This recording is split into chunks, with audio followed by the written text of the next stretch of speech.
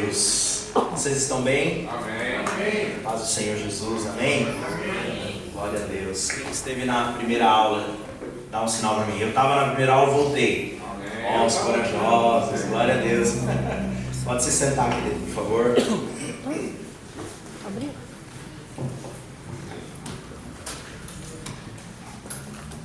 Eu quero começar aqui o meu tempo agradecendo, né, ao pessoal aí do Ministério de Louvor, né, alguns irmãos que estiveram conosco no sábado lá na nossa igreja. Nós tivemos um culto profético que nós realizamos lá todos os anos, que é o culto Águas sobre Itapevi, né, e nós realizamos um ato profético lá, fica tudo molhado lá, tá bom? E quero agradecer, né, a galera aí do Louvor que foi lá ministrar as nossas vidas. Foi uma bênção, né? O pessoal da dança também que ajudou a gente lá, né, uma parte da equipe. Então fica o meu agradecimento. Para quem está primeira vez na aula, quem está me vendo aqui primeira vez, tem alguém me vendo primeira vez? Amém. Glória a Deus. Então deixa eu me apresentar devidamente. Eu sou Fernando Tamanini, sou apóstolo, líder da Igreja Mar, ali na cidade de Itapevi. Nós temos um projeto de educação cristã e eu fui convidado pelo pastor Florisvaldo para trazer esse conteúdo que nós preparamos sobre liderança.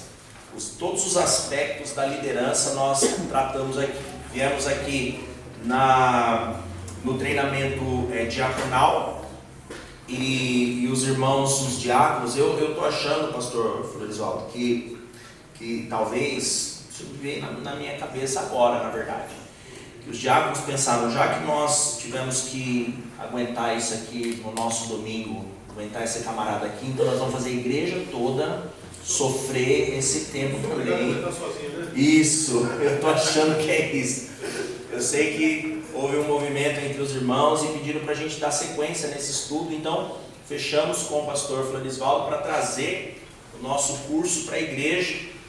E o dia mais adequado que ficou acertado foram as terças-feiras. Na terça-feira passada nós falamos sobre a vida devocional, né? Nós temos 3 módulos. Tem como colocar para mim o banner, o primeiro banner que eu mandei, não sei se está salvo aí, o banner das aulas, aquele banner azul. Não é esse que eu te mandei agora não. Tá aí o primeiro? Aí, garoto. Eita, esses caras são fera, né? Então, só para você situar-se, tá bom? Do que nós estamos tratando, são 3 módulos que nós vamos abordar aqui acerca de liderança, tá? A plataforma é essa, a Escola do Pregador, e nós estamos lá no primeiro módulo, tratamos sobre liderança inteligente, a vida prática do líder cristão. Nesse módulo, a gente procura falar sobre o crente, tá bom? Sobre o crente enquanto líder. Mas professor, eu não sou líder, eu nem sequer faço parte de equipe nenhuma. Isso, mas se você é crente, você é líder. Porque a palavra do Senhor chamou a igreja para influenciar a nossa geração. E não o contrário, não é o mundo que dá a diretriz de como a igreja deve andar. É a igreja que dá a diretriz de como o mundo deve se comportar. Amém ou não amém? Então, diante disso, nós temos a posição de liderança na nossa geração. Essa responsabilidade hoje é minha e sua, tá bom? Então, liderança inteligente, a vida prática do líder cristão. Então nós estamos falando sobre a sua vida, sobre o cotidiano da sua vida, como você pode lidar, como você deve lidar com esse aspecto da nossa espiritualidade, tá? Nós falamos sobre vida devocional e hoje nós vamos falar sobre identidade e família. Em vida devocional, na terça-feira passada, dos que estiveram aqui, foi proveitoso para você? Quem foi proveitoso? Serginho, foi bênção? Foi bênção? Quem aprendeu alguma coisa que não sabia? Eu quero um depoimento só. Professor, eu tinha uma coisa aí que o senhor falou que eu anotei, isso aqui eu não sabia, foi tremendo para mim. Uma pessoa só. Irmão, o que foi? Os 4 evangelhos. Olha aí, algo que às vezes a gente se perde e deixamos de ter um grande avanço com Deus, deixamos de ter ferramentas espirituais, né, para o combate em situações que às vezes são simples, né? Às vezes nós falamos, né, nós estamos pregando o evangelho. Não tem problema você falar assim, de uma maneira geral, mas nós precisamos saber que na Bíblia os evangelhos são os 4 primeiros livros do Novo Testamento, que é onde Jesus se manifesta pessoalmente, vivo entre nós, como pessoa, manifestadamente, né? Nós falamos sobre toda a composição, a organização da palavra de Deus, falamos sobre a oração, falamos sobre o jejum, e a importância de termos uma vida devocional ativa, porque se você não for ativo na sua intimidade com Deus, como que você pode seguir, né, na sua jornada espiritual, nas batalhas e nos combates espirituais que nós certamente enfrentamos, tá bom? Hoje nós vamos falar sobre identidade e família, e esse tema é um dos temas mais importantes, mais gostosos para mim, pelo menos, que transito nessa área, porque aqui nós temos um conflito muito importante que nós procuramos abordar. É claro, queridos, que se nós formos falar de vida devocional e aprofundar, nós vamos ter... Opa, tem um intruso ali. Né? E aprofundar, nós vamos ficar aqui, né, muito tempo, meses, falando sobre devocional. Se formos falar sobre identidade e família, a mesma coisa, na profundidade, buscando todas as nuances, todos os caminhos, né? Vai ser muito, vamos tomar muito tempo. Então a ideia não é a gente esgotar o assunto, tá bom? A ideia é trazer para você um caminho para você pesquisar, para você orar, para você buscar, para você se aprofundar. Se você pegar ali uma chave dentro daquilo que nós estamos falando, né? Algo que te mostra algo novo, algo que você não sabia, algo que te interessou, então você pega essa chave, pega esse gancho e se aprofunda nele, tá bom? Então a ideia é nós trazermos o assunto, falarmos sobre ele e continuar tratando dessa maneira, tá? Queridos, eu sou pastor, prego lá na minha igreja, prego em congressos, em muitos lugares, mas quando nós trazemos um conteúdo como esse, você vai me ouvir falar a meu respeito mesmo como professor, tá bom? E nós estamos aqui dentro de uma sala de aula. Ah, mas estou na igreja, não é um culto? Todas as vezes que nós nos reunimos em nome do Senhor, o Senhor ali está e é um culto a Deus. Amém, amém? Inclusive quando nós aprendemos. Então o ambiente do aprendizado é o ambiente de Jesus. Jesus era chamado de mestre. Amém, amém? O mestre é aquele que ensina, tá bom? Então eu prefiro trazer essa linguagem para nós, enquanto nós estamos estudando, para que você faça duas coisas. O seu cérebro, ele funciona com alguns gatilhos, tá? Então, quando nós falamos assim, vamos ao culto, você já liga a intencionalidade no culto. E no culto a gente recebe a palavra, a gente faz a oração, a gente busca o profético, a gente busca o espiritual. Quando nós falamos assim, vamos para a aula, quando você vai para a escola, você vai fazer o que na escola? Você vai estudar, buscar o conhecimento, buscar se posicionar, aprender, crescer, evoluir, certo? Então, quando nós falamos aqui que estamos num curso, numa sala de aula, eu quero que você tenha esse start na sua cabeça. Eu estou aqui para aprender isso. Eu estou aqui para entender essas coisas e poder evoluir nelas. E para isso, se você precisar perguntar, e aqui é um ponto importante. Eu não entendi direito isso aí que o professor falou. Se nós estamos num culto, a pregação, o pregador aqui bradando, fogo descendo, o Espírito Santo, né, fazendo a água subindo, e não é? A gente fica ali quietinho, vai dando glória, fala, Deus vai me mostrar isso aqui, né? Agora, se nós estamos numa sala de aula e você tem alguma coisa que você não entende, você não pergunta, né? Professor, não entendi esse negócio aqui, explica de novo, né? Como que funciona aí a raiz quadrada se a árvore é redonda? Não é verdade? Eu nunca entendi esse negócio, como que a raiz é quadrada se a árvore é redonda? Né? Então, se você tiver pergunta, foi horrível a piada, peço desculpa pela piada, eu vou tentar melhorar, fique tranquilo. Ninguém riu da minha piada, eu fiquei agora até constrangido, tudo bem. Mas se você precisar perguntar, por favor, tá bom? Levanta a mão e pergunta, e dentro daquilo que for possível a gente vai tirando as suas dúvidas. Eu não sei tudo, ninguém sabe tudo, mas o que nós soubermos, às vezes você faz uma pergunta e o irmão do lado sabe que pode te responder. Tá bom? Eu quero também trazer para vocês um convite, mas eu vou fazer isso no fim da nossa aula, tá bom? Eu pedi qual que é o teu nome, irmão? Ezequiel. Ele é o Ezequiel. Então, irmão, é rei. E é o seguinte, por isso que ele já fica lá no alto, né? Então, profeta, rei. Ezequiel é o profeta, o rei é o Ezequiel. E aí no final, Ezequiel, você coloca para mim, tá bom, o vídeo só no final, tá bom? Enquanto a gente estiver no decorrer da aula, pode deixar ali, até para o pessoal ir memorizando e entendendo o que a gente está fazendo. Depois dessas 4 primeiras aulas que nós vamos ter lá no primeiro módulo, tá vendo lá em cima o primeiro módulo? Vida devocional, depois identidade e família, que é onde estamos hoje, depois o líder de excelência, sacerdócio e zelo. Aí termina o primeiro módulo, aí a gente vai avançar para o segundo módulo, onde nós vamos falar sobre liderança e diaconia. Aí nós vamos aprender que, na verdade, a diaconia é muito mais do que o irmão que é o diácono que fica na porta ali com um crachá de diácono, tá bom? Faz parte, é isso mesmo. Só que a diaconia envolve toda a igreja, tá bom? Nós vamos aprender Cristo como o sumo diácono, o grande diácono, a diaconia da igreja, tá? Aí nós vamos aprender isso então no segundo módulo. E no terceiro módulo são leis espirituais que regem a liderança, que nós precisamos saber, tá? Então vamos dar andamento aqui. Identidade e família, anota aí se você trouxe. Eu peço para o pessoal trazer sempre caderno e caneta, porque você vai anotando e vai fazendo uma sequência do seu estudo, e depois você consegue reler, você consegue abordar novamente esses temas e de fato vai ter um aprendizado muito melhor, tá bom?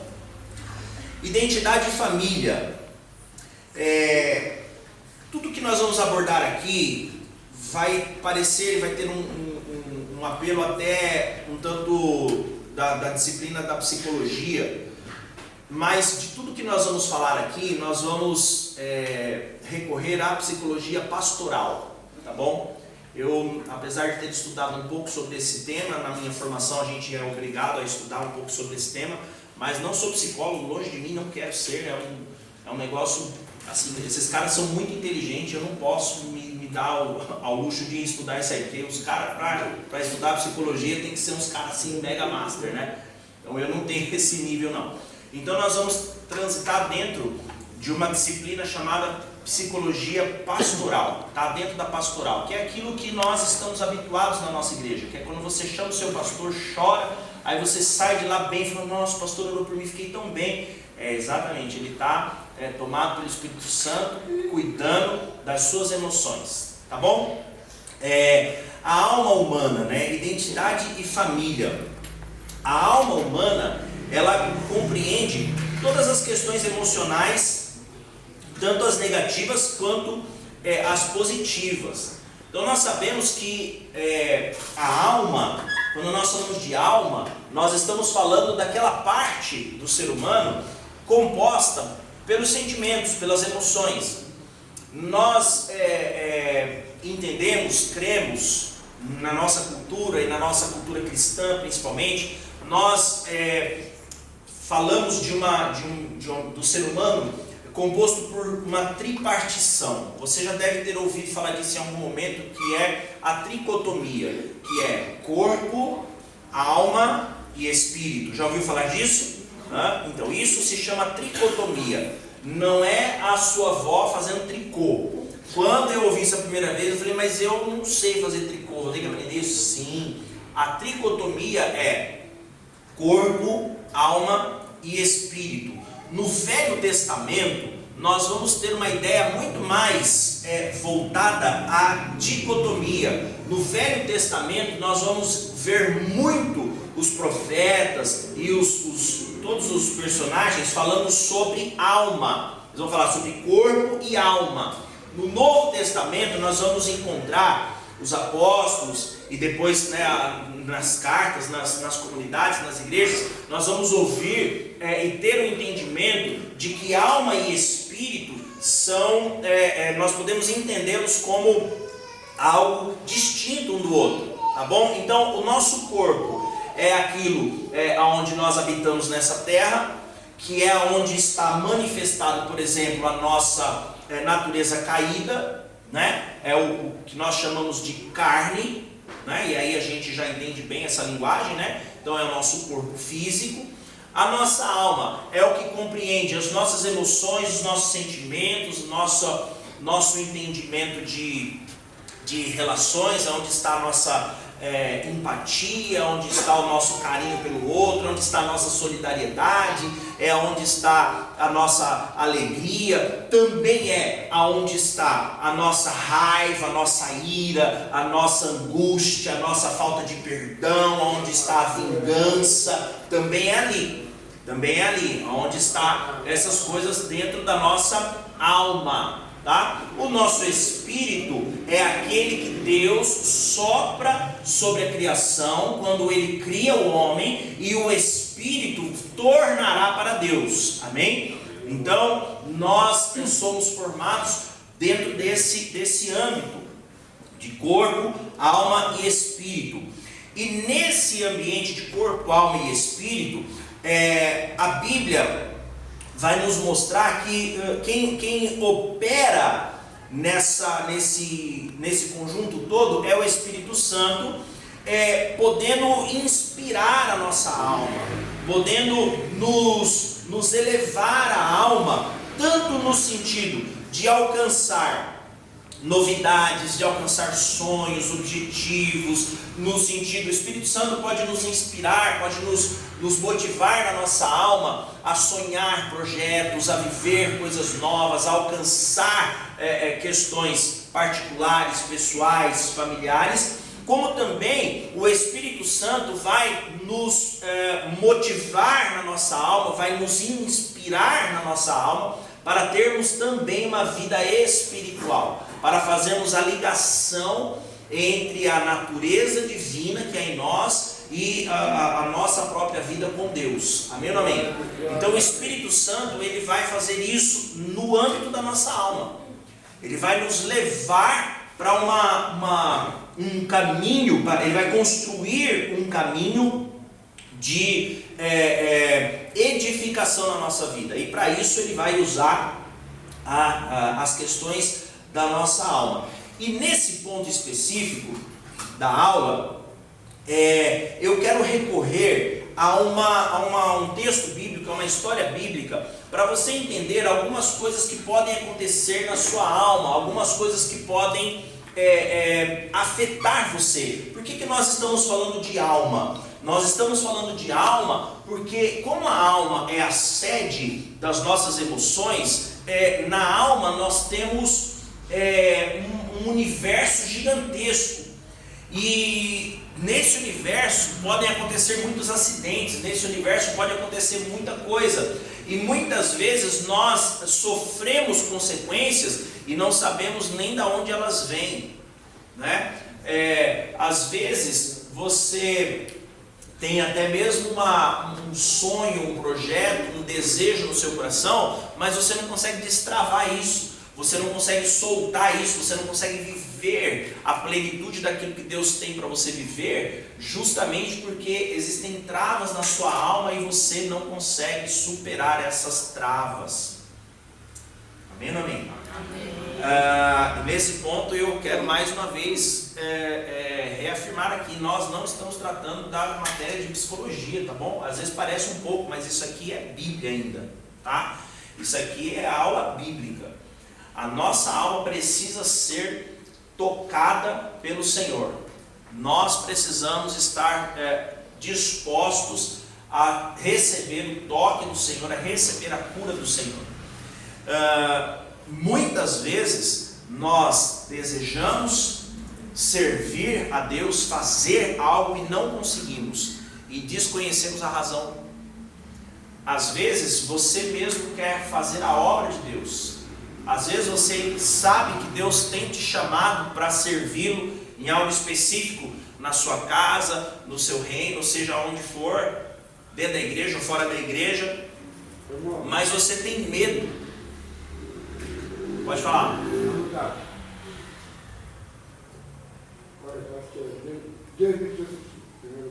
Amém. Então fala, qual é a pergunta, irmão? Rapidinho. Eu ajudei um rapaz hoje. O rapaz tinha batido em mim. Eu ajudei ele hoje. Eu vim pedir para Deus. E eu vou falando dessa pergunta. Por que eu ajudei ele? Se ele tinha me machucado. Por que eu ajudei ele? Explica para mim. Essa é a centelha divina que há dentro de você. É a natureza de Deus expressado em nós. Nós vamos falar disso. Ele bateu em mim, eu derrotei ele. Porque... Pronto. Isso aí é Deus que habita em você. A sua natureza pecaminosa te levou para o bar para você tomar uma, que é evidente. A sua natureza divina te levou a fazer o bem para aquele que tentou fazer o mal para você. Entende? Fica aí, porque tem mais para você também. Então, nós precisamos entender que essas travas que nós sofremos, por vezes, não nos permite ir além. Nós queremos servir a Deus. Irmãos, vamos lá, vai, de maneira rápida, assim. Quem aqui, se o pastor falar assim, irmão, você traz uma palavra no próximo culto de domingo, assim, você faz a abertura do culto domingo e você fica desesperado. Quem? Desses que levantaram a mão, quem teria muito desejo? Pastor, eu queria muito, mas eu não consigo. Os mesmos, né? O que é isso, irmãos? Não estou dizendo que é o caso dos irmãos, mas muitas vezes nós temos o desejo de servir, temos a vontade de fazer, mas a nossa alma nos trava em algumas questões que às vezes nós desconhecemos. Então eu quero lançar a mão desse texto para nós entendermos como que essas coisas acontecem. Por que nós deixamos de servir a Deus? Por que nós abandonamos o serviço a Deus? E aí lá na frente a gente vai entender o que isso tem a ver com a identidade. Eu comecei falando de alma, mas a nossa aula é identidade e família, tá? Então vamos lá. Mateus capítulo 9, eu vou ler 3 versículos e nós vamos caminhar por esses versículos, tá bom? Mateus capítulo 9 conta a história da mulher sem nome. Eu gosto de chamar essa história de a história da mulher sem nome. E aí você fala assim, professor, eu nunca ouvi, tem 200 anos de crente, nunca ouvi falar da mulher sem nome. Você conhece ela como a mulher do fluxo de? Aí todo mundo conhece. Mas olha que interessante, essa história ela está registrada em Marcos, em Mateus e em Lucas. E em nenhum dos evangelhos cita-se o nome dessa mulher. Ninguém sabe o nome dessa mulher. Você já ouviu falar dessa mulher tantas vezes, qual que é o nome dela? Não tem nome. Então eu chamo essa mulher de a mulher sem nome, porque é uma percepção que vai muito bem, vai muito de encontro com a nossa dificuldade de alma que nós estamos tratando nessa sala de aula. Mateus capítulo 9, verso 20, 21, 22 dizem assim, olha só. E eis que uma mulher que havia já 12 anos padecia de um fluxo de sangue, chegando por detrás dele, tocou a orla da sua roupa, porque dizia consigo, se eu tão somente tocar as suas vestes, ficarei sã.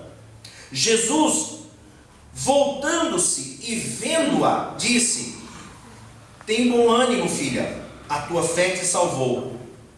E imediatamente a mulher ficou sã. Então é interessante nós entendermos essa passagem.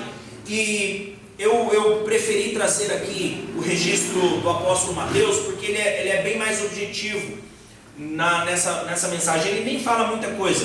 Se você for ler essa passagem em Marcos, vai ter bastante detalhe. Se você for ler isso em Lucas, tem mais ainda, né? Então, Marcos e Lucas dão muitos detalhes sobre essa mulher. Já Mateus não, ele só conta o que aconteceu. Olha, veio uma mulher, 12 anos com fluxo de sangue, tocou em Jesus, Jesus se virou e falou para ela, né? Fica tranquila, filha, a tua fé te salvou. E imediatamente a mulher ficou curada e Mateus segue na sua explanação sobre o que Jesus estava fazendo naquela época.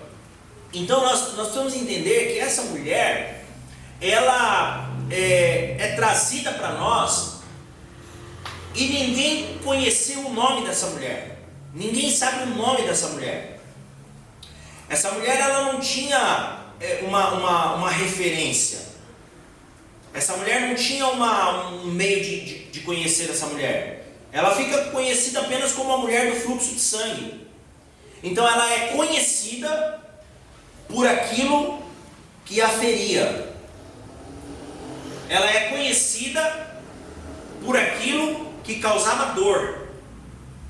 A identidade dela estava ligada aquilo que causava sofrimento. E isso aqui é muito importante nós entendermos. E principalmente nessa cultura, nessa época, os nomes eram dados exatamente sobre o significado que se tinha ali naquela ocasião, sim ou não?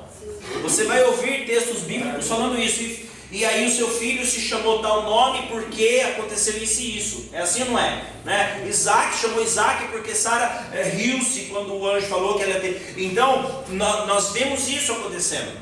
Jacó chamou Jacó porque ele era o usurpador. Né? Jacó significa usurpador.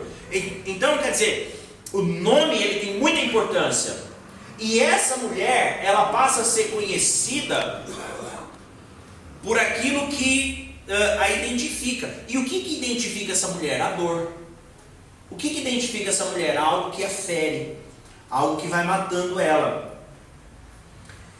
Por que ninguém conhece o nome dela? Por que ninguém diz o nome dela? Talvez porque ninguém soubesse o nome dela. Se ninguém sabia o nome dela, para mim mostra que não tinha muita importância o nome dela. Ou ela não era uma pessoa muito importante, porque ninguém sabia o nome dela.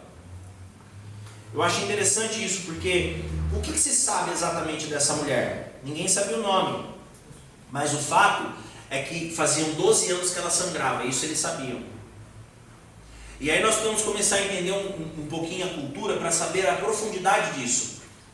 Mas dá para perceber que ela é conhecida porque o texto narra que ela tinha posses. Isso.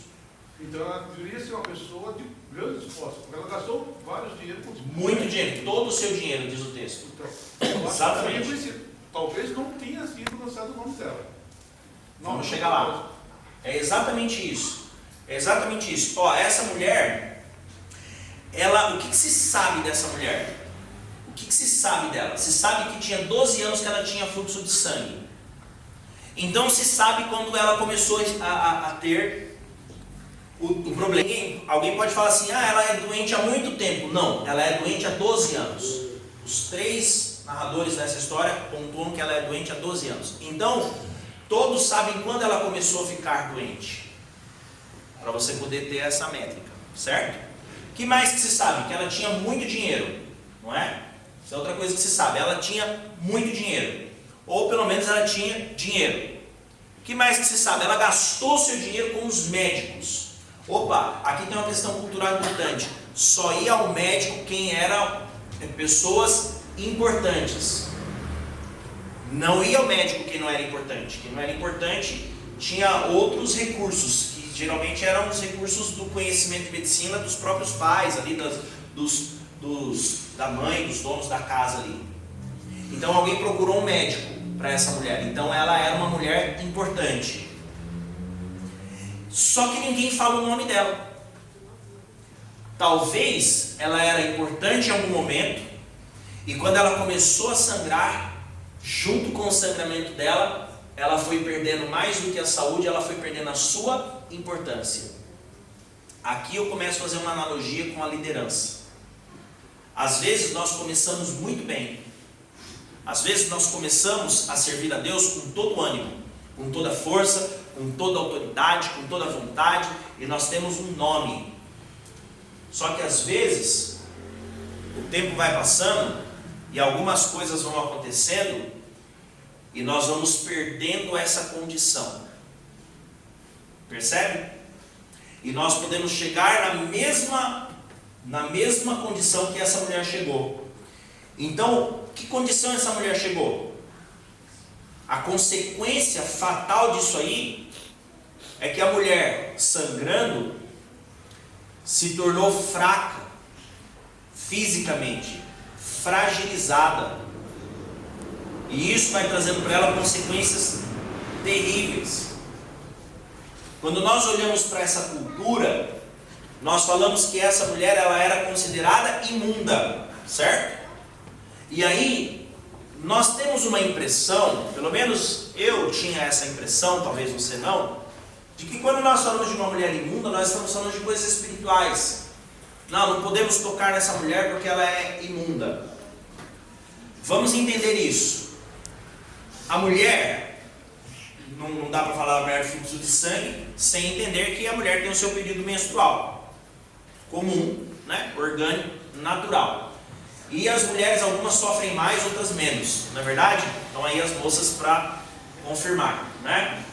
Então, a mulher hoje, às vezes nós temos dificuldade, irmãos, de entender a nossa cultura com relação à cultura daquela época.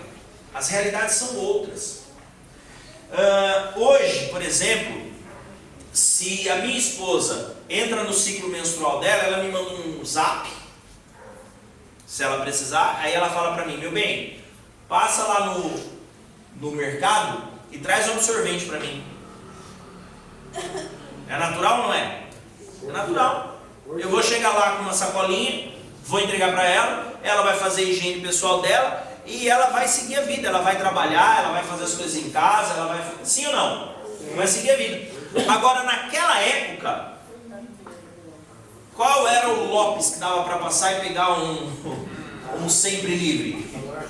Qual que era o atacadão que dava para ir para comprar um, sei lá, Alves, é assim que chama, não sei o nome desse negócio. Não tinha. Então, como que fazia a mulher que entrava no seu ciclo menstrual? Ela pegava um monte de lençóis, roupas, panos que eram já separados para isso, ela sentava em cima deles e ficava sentada. E ficava sangrando. Porque era a higiene que se tinha, ou seja, quase nenhuma. Essa mulher, ela não andava, ela não saía por aí. No ciclo, pois não. Ela era separada da sociedade. Exatamente. No ciclo menstrual dela, ela ficava isolada, porque ela era considerada impura ou imunda. E a imundícia não era tão somente no sentido espiritual, mas era imundícia mesmo. Era sujeira. Deu para entender agora? Isso aí as mulheres passavam todos os meses. Todos os meses. Tá? Agora, ela ficava separada nesse período. Nós vemos isso, por exemplo, numa tradição que se diz sobre uma das filhas de Labão, que quando Labão foi procurar os ídolos que tinha sumido da casa dele e tal, talvez essa filha dele tivesse escondido esses ídolos ali, sentadinha. Ela falou: meu pai, eu não posso levantar porque eu tenho que a mulher tem todas as vezes, papapá. É uma tradição, tá? Isso aí não tem muito texto bíblico sobre isso, mas a mulher ficava separada e ninguém podia tocá-la, porque ela era considerada imunda. A imundícia no sentido espiritual não era muito por conta de sujeira, não, mas a questão espiritual era a representação do sangue, porque o sangue remetia ao cordeiro do sacrifício, ao cordeiro pascal, que é instituído por Deus lá em Êxodo capítulo 12, quando ele institui a Páscoa. Tá? Então lá no Êxodo capítulo 12, quando eles vão sair do Egito, Moisés então leva o povo a fazer um sacrifício com o cordeiro, matar o cordeiro e tal, tem todo o modelo lá da Páscoa, e ele determina, ele fala: essa é a Páscoa do Senhor, né? A palavra Páscoa, que significa passar por cima, né? Ou pular por cima, tem umas redundâncias assim no hebraico, né? Pular por cima, né? Seria isso mais ou menos a Páscoa, que quer dizer, o anjo da morte vem, e a casa que tem o sangue do cordeiro na sua porta, nas suas janelas, o anjo da morte vai pular por cima, né? Ou vai Páscoa. Isso daí vem o nome Páscoa, tá? Pular por cima. Então não tem nada a ver com coelho, tá bom? Páscoa significa passar por cima. Então, lá institui-se a questão do sangue. Né? Esse não foi o primeiro sacrifício, mas ali institui-se essa questão e aponta-se para o Cordeiro de Deus que tira o pecado do mundo, que vai acontecer lá em João, né? No Novo Testamento.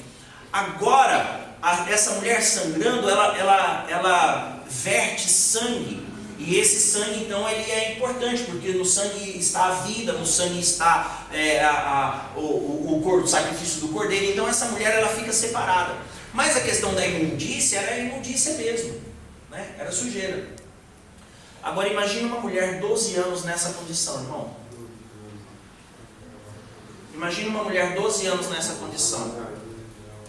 Imagina que ela fica isolada num quarto. Imagina que essa mulher, ela fica sangrando constantemente e ela fica fraca. Ela perde sangue, então ela tem uma anemia crônica, ela é fraca, ela não tem muita condição física de se movimentar, de fazer muito esforço. Essa mulher, ela cheira mal, porque o sangue apodrece, né? Como o corpo que vai decompondo. Então, imagina o cheiro que essa mulher não tinha no quarto dela onde ela estava. Não que talvez ela não fizesse a sua limpeza, higiene, trocasse ali os seus lençóis, mas ela sangrava constantemente. Percebe? Enlouquece. Presta atenção na aula, porque senão você tira atenção, tá bom? Então, essa mulher, ela acaba sofrendo esse dano, ficando isolada.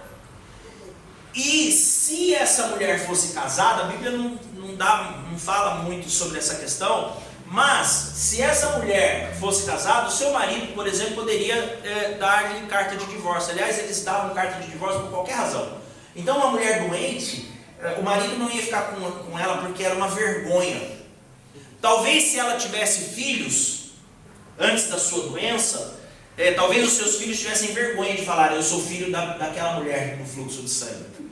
Então essa mulher, ela vai ficando cada vez mais isolada, cada vez mais fraca, e obviamente ela vai ficando estéril, ou seja, ela não pode gerar filhos, óbvio, ela está impossibilitada disso por razões naturais óbvias. Quando nós olhamos isso e olhamos para a Igreja de Cristo hoje, fazemos essa comparação com a alma, e aí nós vamos entender por que nós começamos a falar de alma quando falamos de identidade. Muitos líderes, homens e mulheres chamados pelo Senhor para fazer a diferença nessa geração, encontram-se na mesma situação que essa mulher, enfraquecidos, sangrando na sua alma, e por sangrar na sua alma, acabam se tornando estéreis e não conseguem gerar fruto algum para o Senhor. Não conseguem gerar frutos de eternidade para o Senhor. Um sangramento não no corpo, mas um sangramento na alma. E esse sangramento na alma vai nos enfraquecendo, vai nos deixando cada vez mais infrutíferos. E por isso, muitas vezes, nós encontramos pessoas, o pastor Florisvaldo com certeza conhece alguém nesse sentido, eu também, pastores, por exemplo, que dizem: eu não quero mais ser chamado de pastor. Não é, pastor Florisvaldo? Quantos homens de Deus abandonam o altar, abandonam a igreja e não querem mais saber da vida sacerdotal por conta das feridas que marcaram a sua alma e do sangramento que ele tem na sua alma. E muitas vezes, não no âmbito pastoral, mas muitas vezes naquilo que o Senhor nos propôs a fazer, nós ficamos nessa mesma situação.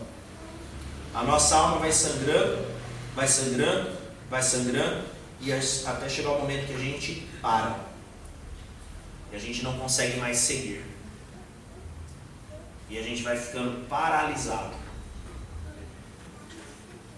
Você quer ver como que essas feridas vão batendo na nossa alma e vão abrindo a nossa alma? E você quer saber se você está sangrando em alguma área da sua vida? O exercício é simples. Eu ajudo o irmão. Como é o nome do irmão? Aldemir. Aí eu vou lá e ajudo o Aldemir. Eu dou um dinheiro para o Aldemir. O Aldemir está precisando de um dinheiro. Não, tá bom, Aldemir, está aqui. Eu dou um dinheiro para o Aldemir. Meu irmão em Cristo, o cara está passando a situação. Eu posso. Então, Aldemir, eu estou te abençoando, tem uma oferta para o Aldemir. Daqui a pouco o Aldemir está falando mal de mim para todo mundo aí, porque ele precisou de novo de um dinheiro e daquela vez eu não tive. Aí ele começou a falar mal de mim. Tudo bem. Isso aí é o Aldemir. Eu sou diferente do Aldemir. Mas aí vem o irmão Bruno. Aí o Bruno: professor, eu preciso de um dinheiro e tal. Não, tá bom, Bruno, toma. Te abençoa aqui, depois. E acontece a mesma coisa, e daqui a pouco o Bruno está falando mal de mim. Puxa vida, a gente está fazendo bem, a gente está ajudando, e o cara está falando mal. Mas tá bom, né? Cada um vai colher segundo aquilo que semear. Aí depois, deixa eu pegar alguém desse lado aqui. Aí o Edgar me procura. Professor, estou precisando de um dinheiro. Ó, Edgar, desculpa, mas eu não vou poder te ajudar. Percebe que foi uma pancada que veio, depois outra, começa a sangrar. Eu começo a me proteger. Já está sangrando. Já não consigo gerar fruto de eternidade. Já não consigo demonstrar. Eu estou dando um exemplo muito simples, em troca de favor de dinheiro, mas isso aí, irmão, é algo que vai se aprofundando na nossa vida. Quantas vezes você foi convidado para orar por alguém que você no seu coração falou assim, eu vou orar porque a Bíblia manda, porque essa pessoa... Já aconteceu isso com você ou só comigo? Vou orar porque, né, a Bíblia manda a gente orar e tal, mas olha, essa pessoa aí... São feridas que vão se acumulando no nosso coração, e quando a gente vê, a gente já não quer mais transitar dentro daquela realidade. Faz sentido para alguém? Tem alguém se enxergando nessa situação? É por isso que muitas vezes nós vamos tendo algumas dificuldades de ativar em Deus a nossa chamada. Porque nós queremos fazer, nós temos o desejo de responder a chamada que Deus nos deu, mas muitas vezes nós temos o receio das feridas que isso pode nos causar, provavelmente porque algumas vezes nós já fomos feridos. Amém ou amém? Amém. A grande esperança para mim e para você é que essa mulher, ela tocou em Jesus e ela foi curada imediatamente.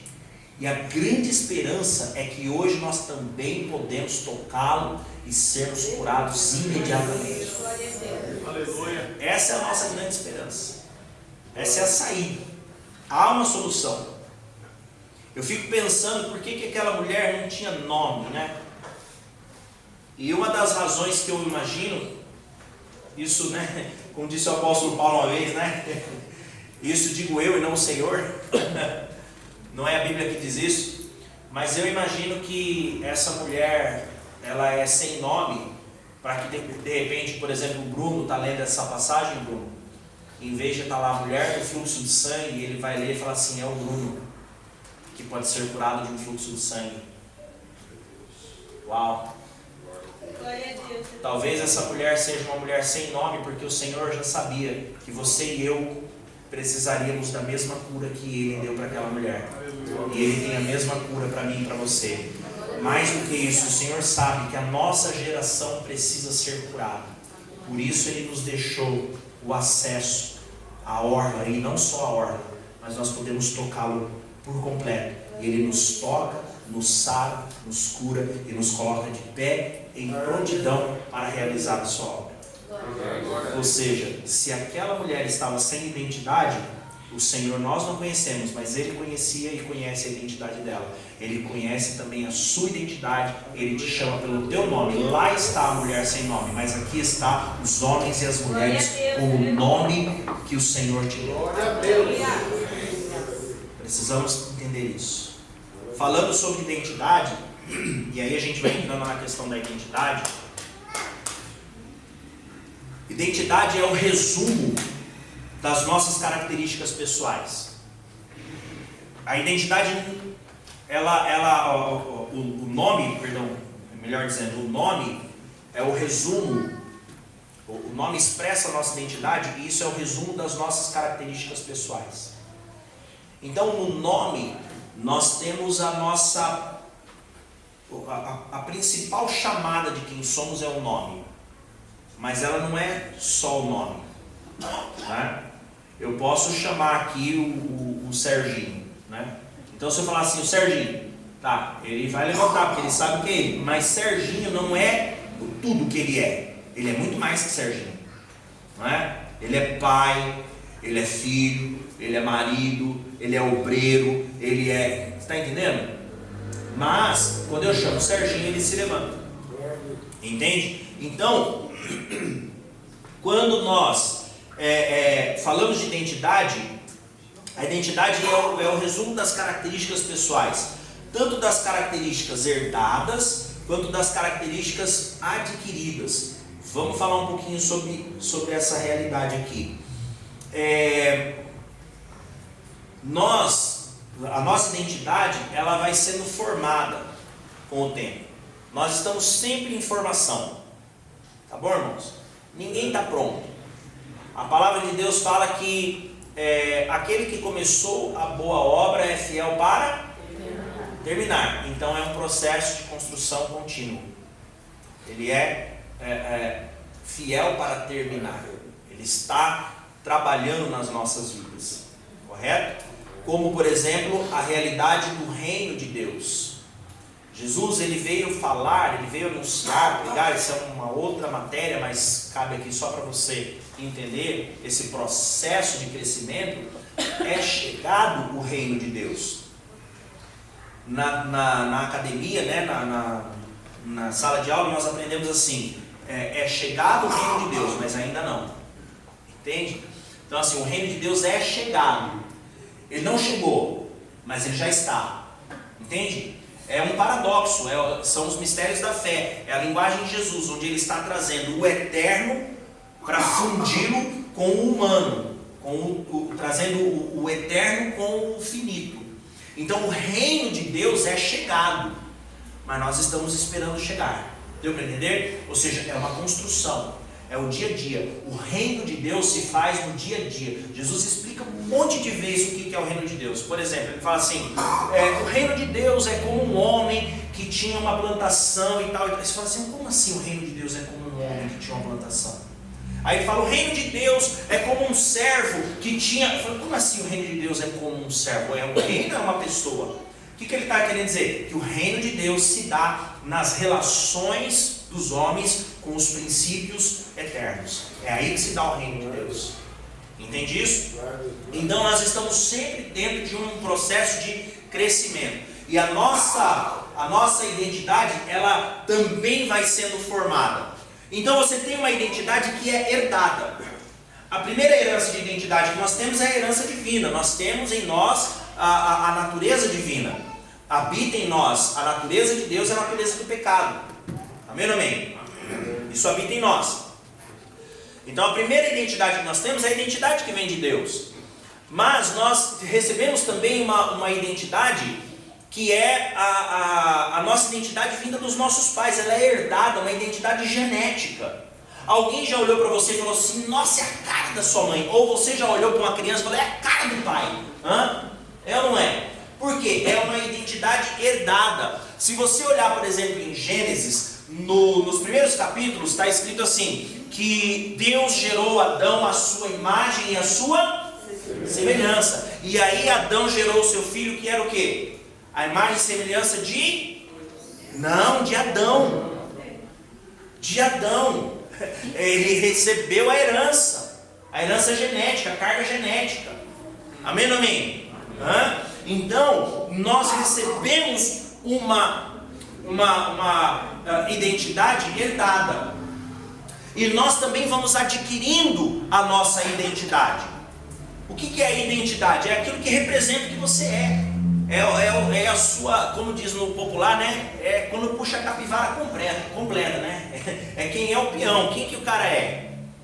O que compõe essa identidade? Por exemplo, uma pessoa, ela pode ser gentil, ela pode ser truculenta, uma pessoa ela pode ser muito solícita, pode ajudar as pessoas de bom coração, outra já pode ser mais receosa, mais preocupada em se relacionar. Isso aí tudo vai sendo construído na nossa vida.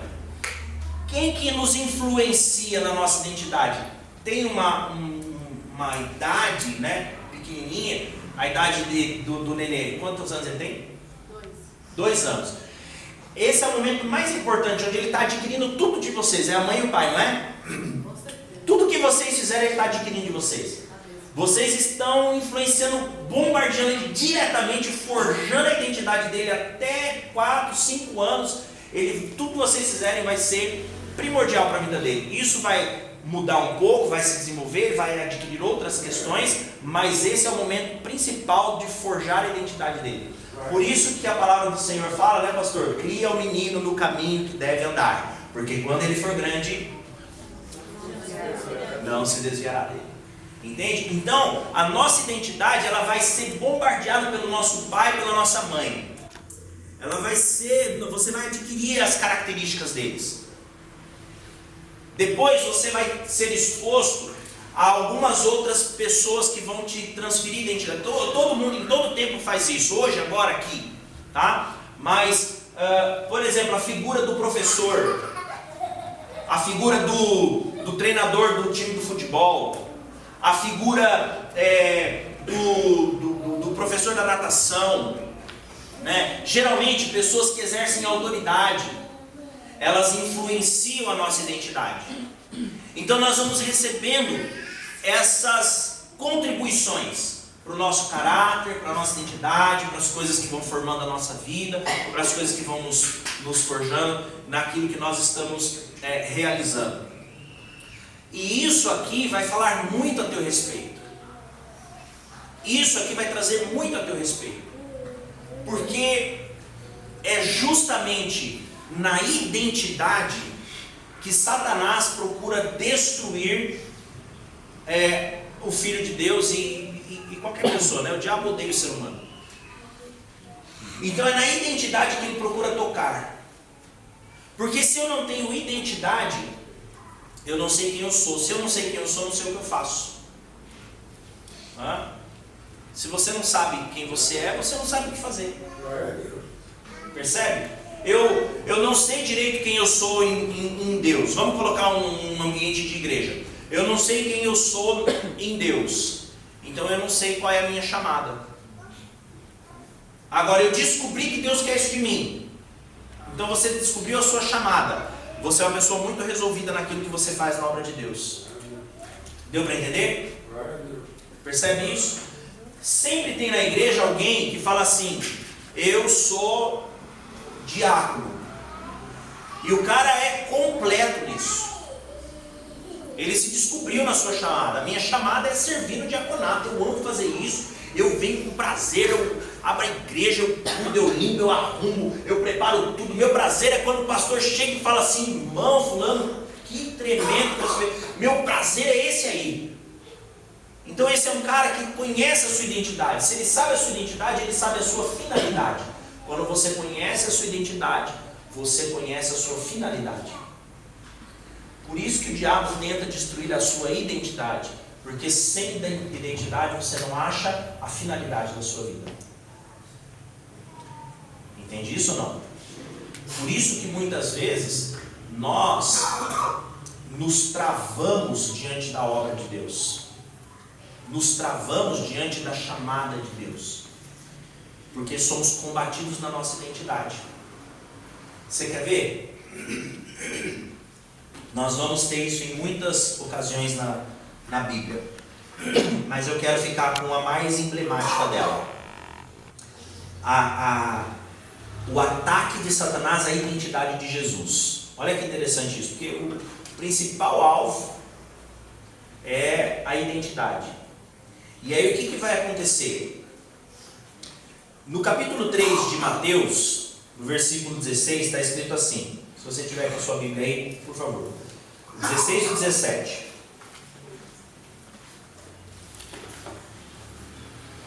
Olha só. Céu. Todos acharam? Quem não achou, diga: espera que eu vou também. Opa. Achou que a gente ia deixar você para trás, irmão? Olha lá. Olha aí, Mateus, que é o primeiro dos 4 evangelhos, primeiro livro do Novo Testamento. Mateus, capítulo 3. Olha o que está escrito aí, versos 16 e 17. Assim que Jesus foi batizado, saiu da água. Naquele momento, o céu se abriu e ele viu o Espírito de Deus descendo como pomba, pousando sobre ele. 17. Então, uma voz do céu disse: este é o meu filho amado, em quem me comprazo. Amém? Todo mundo já ouviu falar do momento em que Jesus foi batizado, certo? Então ele está no rio, ele recebe as águas do batismo, vem uma pomba, né, o Espírito Santo numa forma de pomba, e a voz do céu fala: este é o meu filho amado, em quem me comprazo. É a aparição das três pessoas da Trindade, né? O Pai, o Filho e o Espírito Santo num texto só. E aí acontece um fenômeno. Vira a tua página, irmão, capítulo 4. O próximo versículo diz assim, próximo versículo, capítulo 4, versículo 1, diz assim: então Jesus foi levado pelo Espírito ao deserto para ser tentado pelo diabo. Eu não vou entrar nessa questão aqui, porque não é o tema da aula, e aí a gente ia virar culto isso aqui, entendeu? Porque ele foi levado pelo Espírito ao deserto para ser tentado pelo diabo. Tá bom? Mas depois, em um outro momento, um culto de domingo que o pastor José de Gabriel prega nos aqui, tá bom? O verso 2 diz assim: depois de jejuar 40 dias e 40 noites, teve fome. E tentando, versículo 3, o tentador aproximou-se dele e disse: se és o Filho de Deus, manda que essas pedras transformem-se em pães. Como Jesus teve fome, estava sendo tentado pelo diabo, e essa é a ênfase do texto, nós muitas vezes passamos direto na primeira parte do versículo 3, que diz assim: que o tentador disse: se és o quê? Filho. Mas no versículo anterior, capítulo 3, no último versículo, capítulo 3, este é o meu. Qual que é a identidade de Jesus? Filho amado. O que o diabo faz? Ei, se és o filho, faz isso ou faz aquilo. Percebe? Pô, irmão, agora que eu reparei, eu estou te dando um trabalho, né? Rapaz, eu não paro quieto, mano. É que a pessoa feia não nota muito, não. Glória a Deus. Olha isso. Se és o filho. Então o diabo, ele vai tentar atacar o quê? A identidade. Mas Jesus acabou de ouvir: este é o meu filho. Aí vem o diabo: se és o filho. E é isso que o diabo tem feito na nossa geração. Aliás, de geração em geração. Ele vem tentando tirar a identidade. Porque a finalidade do nome de Jesus era estar sobre todo nome. A finalidade de Jesus era vencer a morte e nos trazer salvação. Mas sem a identidade, ele não cumpriria a sua finalidade. Se naquele momento ele perde a identidade, ele não cumpre sua finalidade. É isso que o inimigo vem tentando fazer comigo e com você. Ele vem tentando tirar a sua identidade, para você não poder cumprir a sua finalidade. Diga assim comigo: uau! Percebe isso? Nós temos que ter esse cuidado de saber qual é a nossa identidade. Do que o Senhor te chamou? Do que Ele te chamou? Então você precisa preservar isso. Ele te chamou para qual função, para qual obra, para fazer a sua operação no reino, aonde, de que forma, de que maneira. Não deixe o diabo tirar a sua identidade, porque senão você não vai cumprir a sua finalidade. Você deve preservar a sua identidade acima de qualquer coisa. Não dá para você ser duas pessoas diferentes. Aliás, a Bíblia fala sobre isso. Tiago fala que nós não podemos ser uma pessoa de ânimo doble. Ânimo doble é pessoa de duas caras, assim, trocando em miúdos.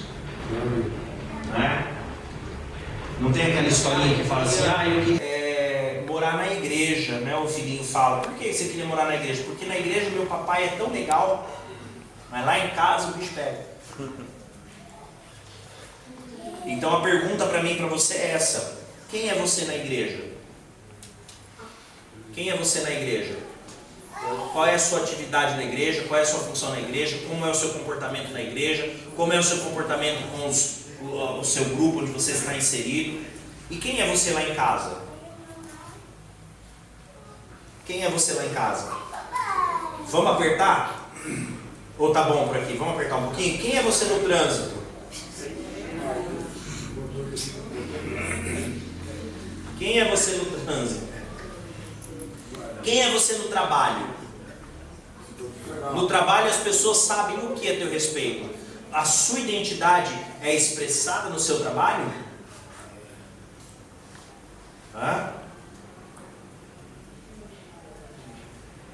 No meu trabalho, meu patrão, eu chego perto dele, ele diz assim: e aí, meu pastor? Ele fala assim: e aí, meu pastor?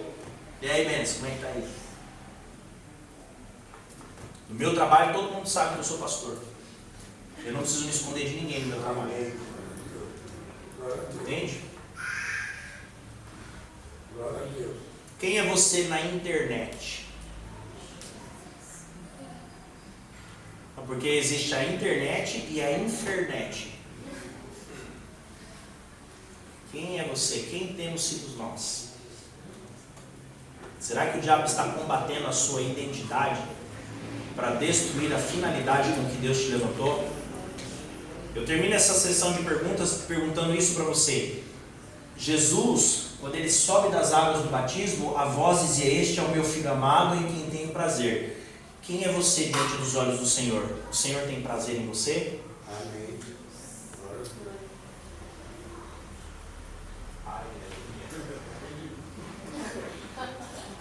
Vamos soltar um amém aí no 3? 1, 2, 3. Amém. Em linhas gerais, nós precisamos prestar atenção, porque nós precisamos muitas vezes nos encontrar, precisamos descobrir de fato a nossa chamada. Às vezes uma aula como essa nos vai colocar numa determinada crise, assim, entre aspas, né? Nossa, mas então eu não estou fazendo nada, é porque eu estou sangrando, é porque eu estou sendo atacado. Não, atacado pelo diabo a gente está em todo o tempo, tá bom? Fique tranquilo com relação a isso, que é pancadaria o tempo todo. Mas pode ser que você esteja assim num tempo de descobrir a sua identidade, descobrir quem você é, mas você tem que estar atento, você tem que estar ligado, porque senão vai passar 10 anos. Eu tenho um discípulo, eu chamo ele de discípulo porque nós temos um carinho, uma aliança muito grande, mas faz 1 bilhão de anos que ele não vai à igreja, né? Aí de vez em quando eu dou um apertão, aí ele aparece lá. Aí sabe o que ele fala pra mim? Tá gravando, irmão? Isso aqui tá gravando? Vai pra internet? Não precisa cortar não. Ele vai saber que é ele. Eu já falei isso pra ele. Aí é assim, ele fala assim pra mim: não, apóstolo, eu tô me organizando. Eu sei mesmo, peão, se você tá ouvindo aí essa gravação. Não, eu tô me organizando, e assim, eu tô me organizando, e aí eu vou voltar firme, eu tô me organizando, eu vou... Meu irmão, faz uns 20 anos que eu conheço o cara, faz uns 20 anos que ele tá se organizando. Eu não conheço homem mais organizado que aquele, ou bagunçado, né? Não sei. Entende? Então, não fique muito tempo nessa de, sabe? Eu estou tentando descobrir quem eu sou. Senão, meu irmão, você está debaixo de um forte combate e não está nem percebendo. Quem está entendendo, diga amém? Amém. Em linguagem simples, nós podemos falar que o relacionamento ele vai ser formado, ou a identidade vai ser formada pelos relacionamentos. Então esses relacionamentos vão gerando essa identidade. Então aqui eu começo a falar sobre família. É identidade e família. Se eu não tiver identidade, eu não consigo cumprir minha finalidade. E a finalidade que Deus tem para o ser humano é a família. Deus é um Deus de família. Ele vive em família. Ele nos fez, e quando nos fez, assim, não é bom que o homem viva só. E aí ele criou o homem, criou uma adjutora para o homem. E aí ele falou: agora vocês multipliquem. E ele gera família. E só um adendo: quando Deus criou o homem e a mulher, foi exatamente isso, tá, irmão? E aí tem gente por aí que tem dúvida. Tá bom? Entenderam ou não? Amém. Deus criou o homem e a mulher, foi exatamente isso que ele fez. Né? Adão e Eva. Não existiu Adão e Ivo. Tá bom? Entendeu? Então, quando Deus cria o homem, Ele já institui a família, trazendo para ele a mulher e falando: agora multiplica. A família é o centro, é o núcleo onde Deus deposita a sua santidade, onde Deus deposita a sua pessoa, porque Ele se manifesta para nós dentro de um aspecto de família. Pai, filho, unidos na santidade de espírito, ou seja, a pessoa do Pai, a pessoa do Filho, a pessoa do Espírito. Entende? Tem um teólogo católico muito importante, muito inteligente, muito estudioso, chamado Leonardo Boff. Não sei se vocês já ouviram falar. Leonardo Boff, ele fala, numa explanação que ele tem, e ele fala isso muito interessante, de que Deus é uma mãe paternal ou um pai maternal, porque ao mesmo tempo que Ele é o Deus Pai, que tem a figura do pai que protege, que guarda, que vai à guerra, que cuida do seu filho, Ele é esse que põe no colo, esconde debaixo das suas asas, traz para junto de si. Uau! Então Ele tem em si essa característica, né? Então nós temos essa fundamentado na família a expressão que Deus tem para nós. Então a nossa finalidade é estar em família. E lembra, sem identidade você não cumpre a sua finalidade. Aqui nós começamos a entrar num ambiente muito interessante, porque muitos cristãos gostariam de ser ativos no ministério, gostariam de ser ativos na obra de Deus, mas acabam sendo adultos travados, porque eles passaram por tantas questões na sua identidade que resultou numa trava. E uma das travas principais que nós temos observado com relação à obra de Deus é a família. E isso é um grande problema. Às vezes a trava do ministério pessoal de alguém está justamente na família. E aí nós entramos naquela grande dicotomia, né? Ou eu sirvo a Deus ou eu cuido da minha família. Você já teve que fazer essa escolha? E aí, como fazer essa escolha? Não é? Então hoje nós vamos tentar, é uma tarefa difícil, mas nós vamos tentar mostrar para você que com uma identidade bem definida, você consegue ter uma família saudável e que serve a Deus na plenitude. E isso é um grande desafio.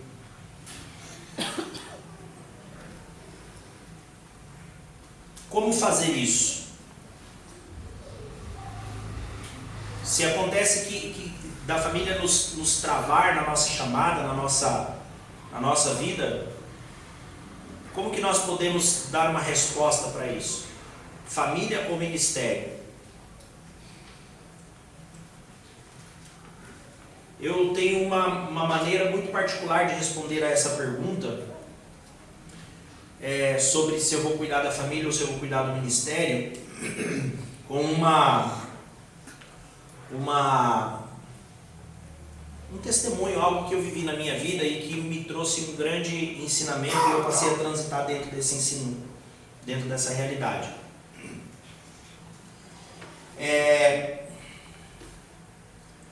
Eu era um líder de célula na igreja, era diácono, líder de célula, há muito tempo atrás, lá em Presidente Prudente. Eu era casado, já tinha a minha menina mais velha, e o Daniel era recém-nascido, ou estava para nascer, alguma coisa assim. E aí nós tivemos uma reunião de líderes com o pastor, e a nossa igreja era uma igreja de uma grande denominação nacional, aí, que todo mundo conhece, mas a nossa igreja local lá era pequena, fisicamente, né? Não existe igreja grande ou pequena, tá bom? Nós fazemos parte da única igreja que existe, a Igreja de Jesus Cristo, tá bom?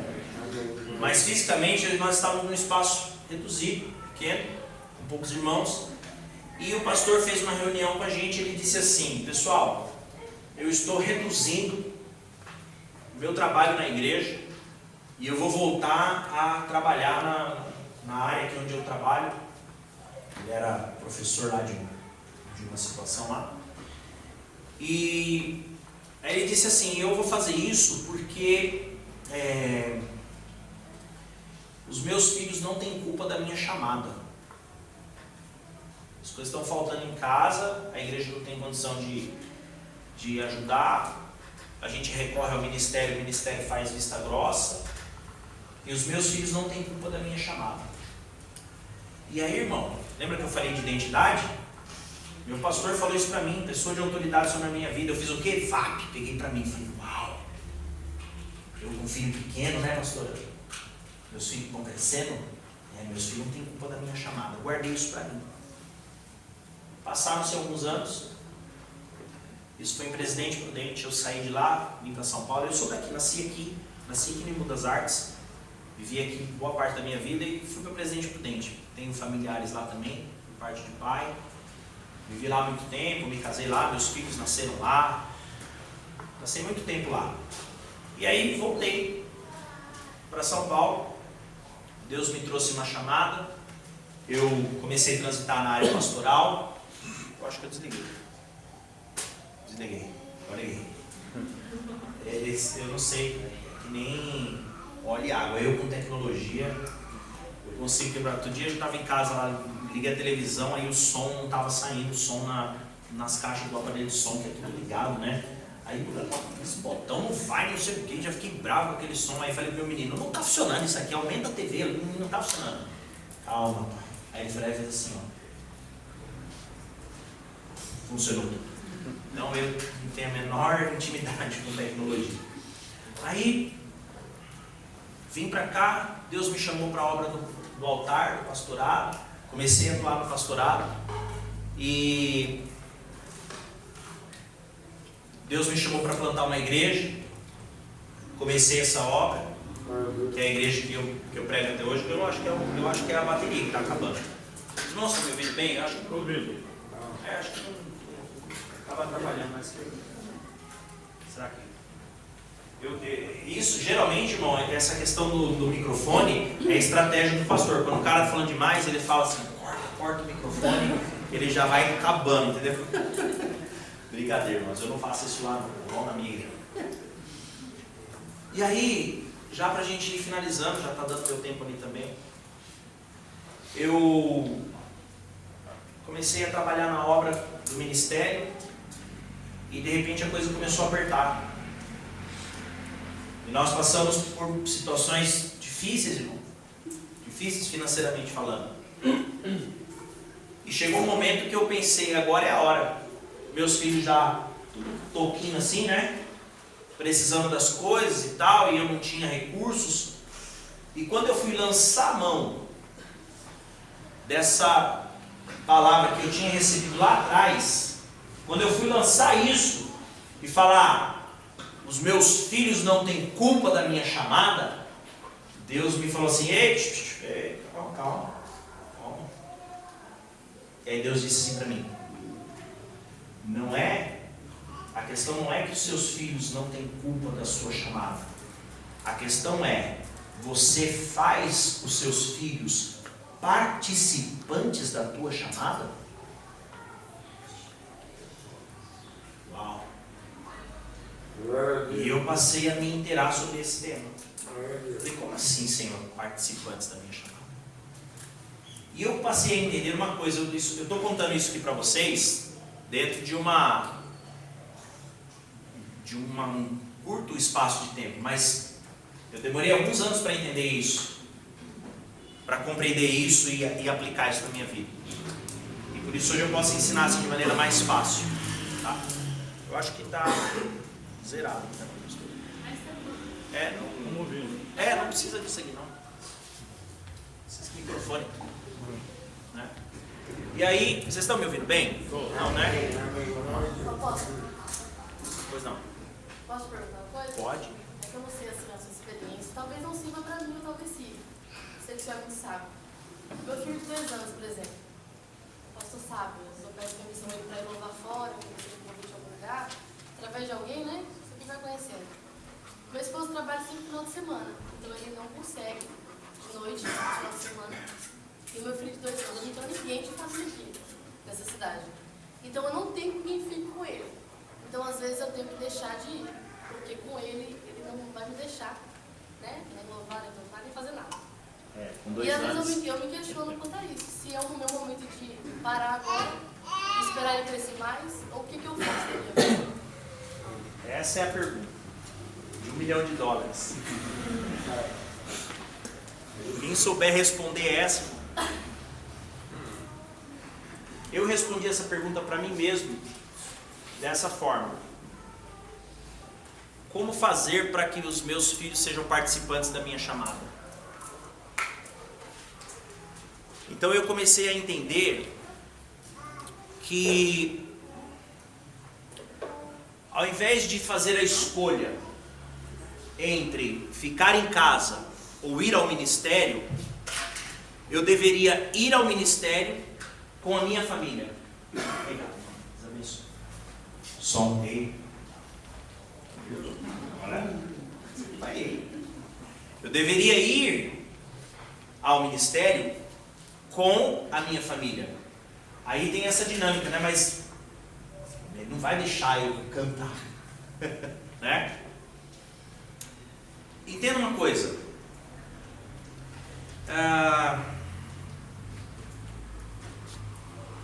Quando você coloca, a questão não é simplesmente ir ou não ir nessa ou naquela igreja para cantar. Vou usar o caso da irmã aqui como um estudo de caso para nós, né? A questão não é você ir ou não ir na igreja para cantar ou não cantar por causa do nenê. Como é o nome dele? Do nenê? Noah. A questão não é o Noah, se ele vai ou não vai com você, se ele vai pintar e bordar na igreja ou não. A questão é, como que o Noah enxerga o teu chamado? Essa é a questão.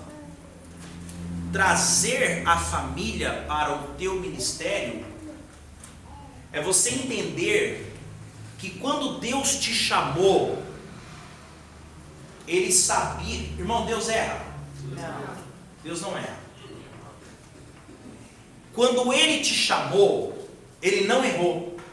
Quando Deus te deu o talento para cantar e para ir aos lugares e adorar e trazer um momento de adoração com os irmãos, com a igreja, Ele não errou. E quando Ele te deu o Noah, Ele não errou também. E se Deus não erra e o negócio não está indo, quem está errando? Eu vou te dar uma dica, irmão. Está você e Deus na sala, tem um erro. Quem errou? Deus não erra. Mas então como entender isso? Então a questão não é essa ou aquela igreja. A minha questão não era cuidar do ministério que Deus me mandou plantar ou dos meus filhos. A questão é como que a minha família enxerga o meu ministério. E como eu enxergo a minha família por conta do meu ministério. Irmãos, eu cheguei a virar madrugada dentro de salão de igreja, fazendo pintura, reformando, arrumando para inaugurar no outro dia. Eu fiz isso muitas vezes. Hoje eu não aguento mais. Hoje dá 10 horas da noite, se eu não dormir, alguém tem que me pôr na cama. Vem, tiozinho. Hoje a gente vai ficando, né? Não dá mais, né, pastor? Mas eu já virei madrugada. Eu já cheguei, quando nós fomos fazer a inauguração da Igreja Mar, primeiro culto lá em 2010. Eu cheguei no salão 7 horas da manhã de um dia e saí de lá de dentro 8 horas da manhã do outro dia. Foram 25 horas lá dentro. E o pedreiro terminando o altar, e a gente pintando, e tinha acabado de colocar piso, estava terminando de rejuntar para lavar, e meu irmão, era um tropé. E os meus filhos estavam lá comigo, com a minha esposa. E aí alguém vai dizer, nossa, que lindo, que legal. Mas no meu cálculo, eu olhei para a chamada e a necessidade da igreja, mas eu não calculei os meus filhos pequenininhos num monte de cheiro de tinta, de cimento, de um monte de coisa, durante todo aquele tempo. Então, eu preciso fazer melhor esse cálculo. Eu vou para a chamada do ministério, eu vou fazer uma obra, tá? Eu vou levar meus filhos comigo, posso levar. Ou eles vão ficar em casa, posso deixar. Mas a questão é, eles sabem o que eu faço e o que eu sou em Deus? Eu vou dar um exemplo simples. Você é um diácono e você tem culto domingo de manhã. E você tem um filhinho ele já tem mais um entendimento ali, 4, 5 aninhos. Aí seu filhinho fala para você assim: pai, vamos na feira comer um pastel? Domingo? Hoje em dia não tem mais essa cultura, né? Mas na minha época de criança, né? A gente ia na feira para comer pastel e tomar caldo de cana, né? Pai, vamos na feira comer pastel? Aí você é diácono, você fala para ele assim: não posso, menino, porque eu tenho culto agora de manhã, eu sou diácono, posso faltar para ir comer pastel. Aí você vai para o ministério. Qual que é a impressão que o seu filho tem sobre esse negócio chamado diácono? Quem falou? Aqui, né? Esse negócio de diácono só está tirando meu pai de mim. Eu queria ir comer um pastel. Ele nem sabe o que é isso. Talvez ele pense: será que é contagioso?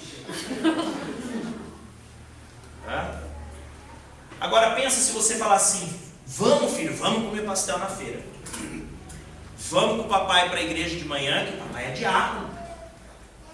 A gente vai, Deus abençoa a gente, e aí a gente sai do culto e vai comer pastel, porque o papai é diácono, o papai tem que estar lá.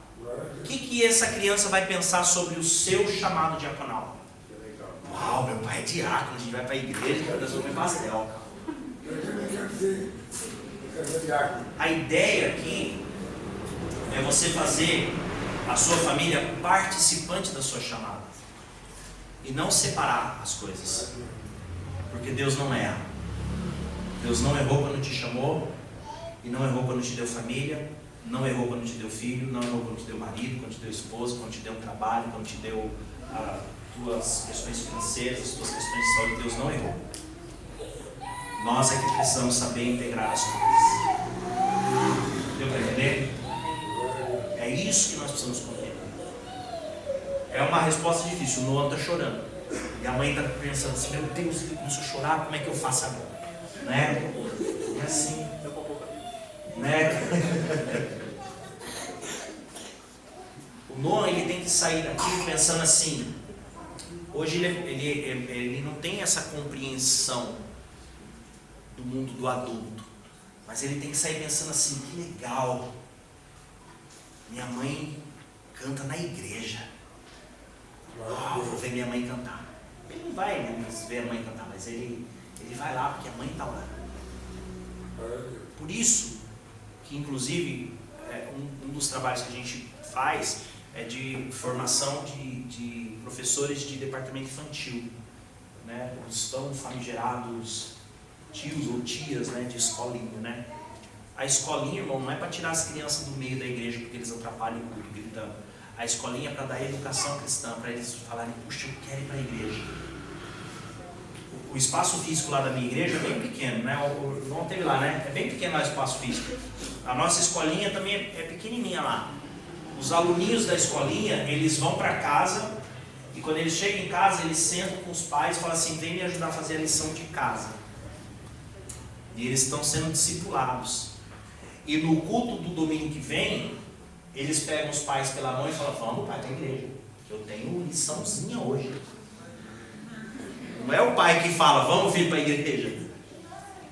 Então, o seu ministério pessoal precisa ser atraente para a sua família, para a sua esposa, para o seu esposo, para os seus filhos. Irmãos, essa é uma experiência pessoal que Deus me deu. Talvez ela sirva para você. Talvez você encontre nela alguma base para que você possa partir e fazer a sua construção. Mas a verdade que é imutável é que Deus não erra. E que se você gerar uma identidade, a sua identidade vai contribuir para a sua finalidade. E você vai conseguir cumprir o ministério. Deus não quer que você perca a sua família. Deus quer que o seu ministério atraia a sua família. Muitas famílias são destruídas porque tem um pastor na família, ou um obreiro, ou um diácono. Quando na verdade o melhor seria que Família abençoada é essa por ter um obreiro dentro dela. Deu para entender? Aqui nós terminamos, concluo. Nós estamos em constante guerra contra Satanás. O diabo está em constante guerra contra nós. Para nós termos sucesso nessa guerra, nós temos que ter a mais profunda e sólida aliança. Aliança com Deus, aliança com o nosso irmão, aliança com a nossa família. Se você transitar na linha da aliança, você vai viver aquilo que Jesus viveu. Não foi fácil para Jesus. Nós estamos falando de identidade e de família. Não foi fácil para Jesus. Porque para cumprir a sua missão, ele manteve a sua identidade. E em tudo ele honrava ao Pai. Em tudo ele honrava ao Pai. Mesmo quando isso trouxe para ele um sacrifício pessoal. Ele continuou honrando ao Pai. Família abençoada é essa por ter um obreiro dentro dela. Entendeu? Aqui nós terminamos, concluo. Nós estamos em constante guerra contra Satanás. O diabo está em constante guerra contra nós. Para nós termos sucesso nessa guerra, nós temos que ter a mais profunda e sólida aliança. Aliança com Deus, aliança com o nosso irmão, aliança com a nossa família. Se você transitar na linha da aliança, você vai viver aquilo que Jesus viveu. Não foi fácil para Jesus. Nós estamos falando de identidade e de família. Não foi fácil para Jesus. Porque para cumprir a sua missão, ele manteve a sua identidade. E em tudo ele honrava o Pai. Em tudo ele honrava ao Pai. Mesmo quando isso trouxe para ele um sacrifício pessoal. Ele continuou honrando ao Pai, a sua família. Bom, para quem não tem família, o Salmo, salvo engano, o Salmo 128, é isso mesmo. Ele fala que Deus faz com que o solitário viva em família. Isso faz de nós, comunidade de fé, faz de nós uma família espiritual. Eu termino dizendo para você que o ministério, ele é fundamental para a obra do reino e para aquilo que nós temos que fazer, mas ele tem o lugar dele. E o ministério, ele é tão importante quanto o nome que ele traz nele. Ele é ministério. Se ele fosse tão mais importante do que a sua família, do que a sua saúde, do que a sua vida, ele seria macrostério. Mas é ministério. Nós precisamos entender que eu faço essa brincadeira com o nome, né? Ministério, macrostério. Não tem, isso aí não tem base na língua portuguesa que eu estou falando, né? É só para você entender, tá? Mas a obra do ministério, ela é fundamental, desde que você esteja íntegro nela. Íntegro, de inteiro, e aí sim tem a ver com a língua portuguesa. Íntegro, de inteiro, de completo. E eu termino com um texto que traz base para isso, que é Mateus 16, 26, que diz assim: Jesus está dizendo: pois que adiantará ao homem ganhar o mundo inteiro e perder a sua alma? Ou o que o homem poderá dar em troca da sua alma?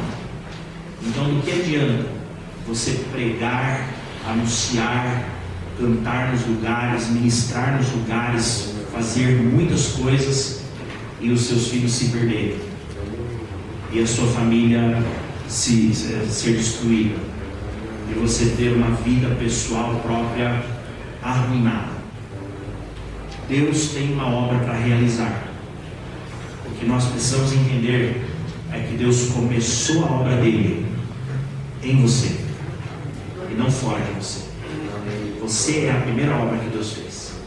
E se você não estiver completo, íntegro, com a sua identidade preservada, você não tem condições ainda de realizar a obra do Senhor.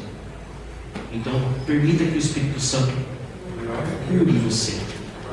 Permita que o Espírito Santo cicatrize as feridas que vão sangrando, que vão tirando a identidade. Permita que Deus te use de maneira suave, de maneira leve, de maneira concreta, com ímpeto, mas com leveza, com verdade dentro da sua própria vida. Se o teu ministério tem sido peso para você, não foi Deus quem te deu. Repito, se o teu ministério tem sido um peso para você, não foi Deus quem te deu. Porque o Senhor, Ele disse assim: se alguém quer vir após mim, tome a sua cruz e venha após mim. Aí Ele disse: porém, tem alguém cansado? Vem, pega o meu fardo, porque o meu fardo é leve, o meu jugo é suave. Assim eu termino essa aula de hoje e agradeço aos irmãos por esse tempo que nós passamos juntos. As palmas do Senhor.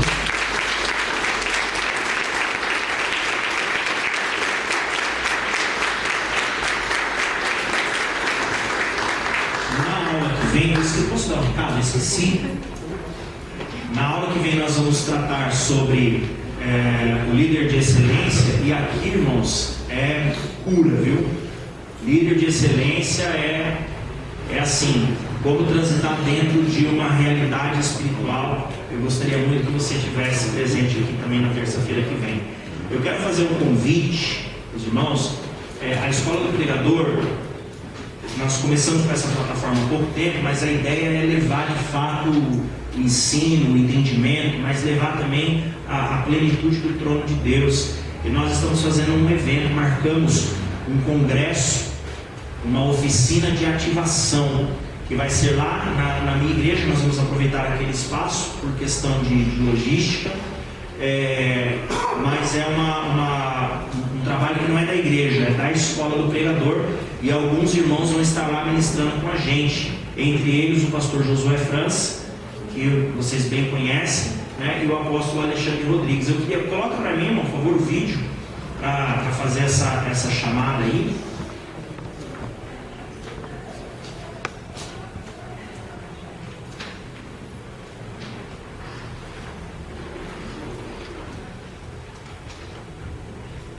Quando era para o vídeo ficar quietinho, ele entrou, né? Agora ele...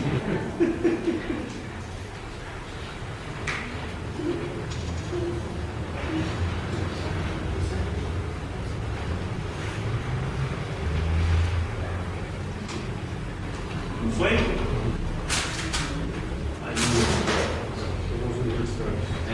Agora precisa de intercessão.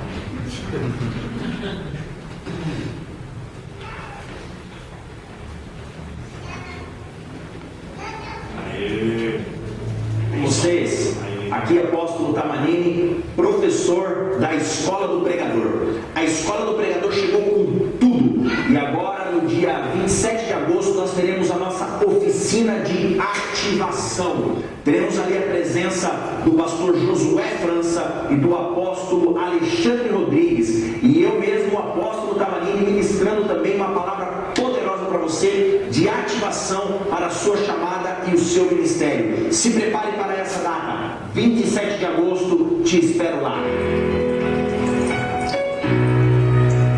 Só esses negócios aí, esse cara é fera, né? Dá até vontade de ir, não dá, não, irmão? Dá vontade de ir. Então tá feito aí o convite, tá? Tem um investimento, uma inscrição, R$30, é mais barato que uma pizza.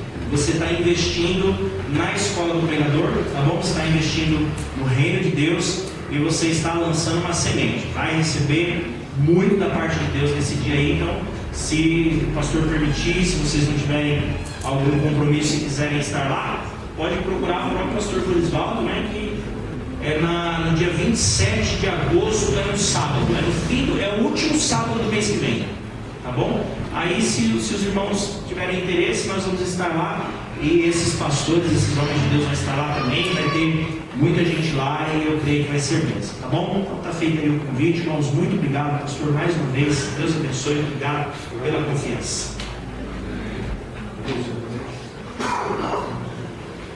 Você pode aplaudir Jesus por isso?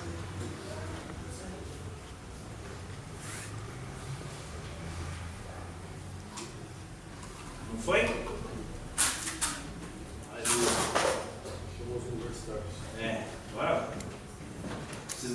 expressão?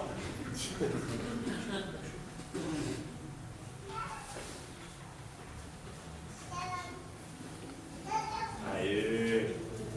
Vocês, aqui apóstolo Tamanini, professor da Escola do Pregador. A Escola do Pregador chegou com tudo. E agora, no dia 27 de agosto, nós teremos a nossa oficina de ativação. Teremos ali a presença do pastor Josué França e do apóstolo Alexandre Rodrigues. E eu mesmo, o apóstolo Tamanini, ministrando também uma palavra poderosa para você, de ativação para a sua chamada e o seu ministério. Se prepare para essa data, 27 de agosto, te espero lá. O pessoal faz esses negócios aí, esse cara é fera, né? Dá até vontade de ir, não dá não, irmão? Dá vontade de ir. Então tá feito aí o convite, tá?